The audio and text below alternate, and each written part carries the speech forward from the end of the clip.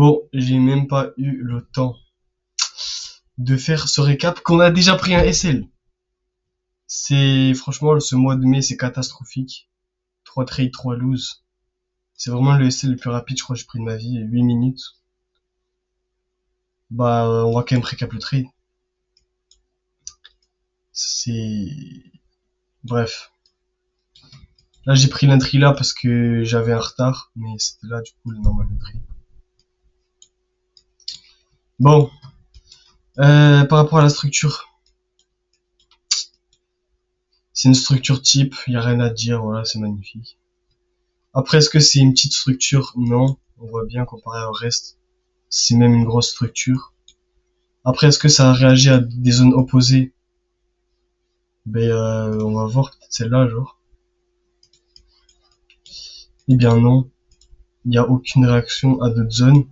Après, est-ce que ça a pris un high important? Enfin, un high, tout court. Ça en a même pris plein. C'est-à-dire lui, c'est-à-dire lui, et c'est-à-dire lui.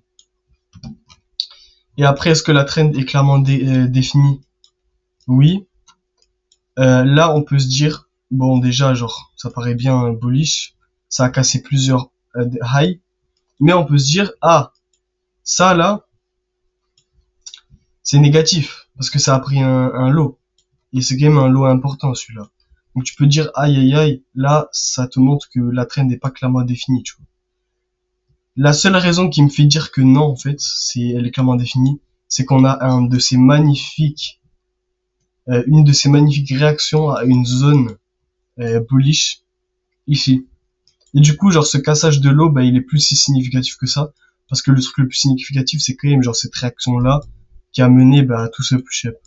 Du coup, à partir de là, je me dis, la traîne est clairement définie.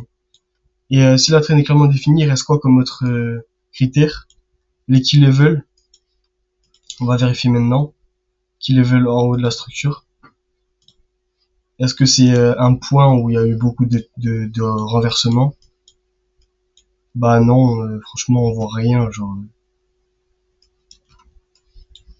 on voit rien de très significatif.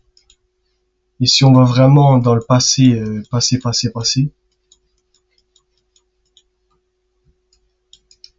il y a ça, mais bon, il y a encore rien de significatif parce que ça dépasse pas mal et tout. Donc, franchement, c'est pas un key level. Et après, le dernier critère, c'est les news. Et là, est-ce qu'il y avait des news sur USD JPY? Il y en avait pas, il y avait juste GBP à 9h. Mais ça affecte pas l'USD JPY. Donc, c'était un S tier, mais c'est l'essai le plus rapide que j'ai pris toute ma vie, je crois. Du coup, c'est super. Mais bon, genre, toujours continuer vers l'avant. Et j'ai respecté mon plan, j'ai pris le trade quand je devais le prendre, etc. Donc c'est parfait.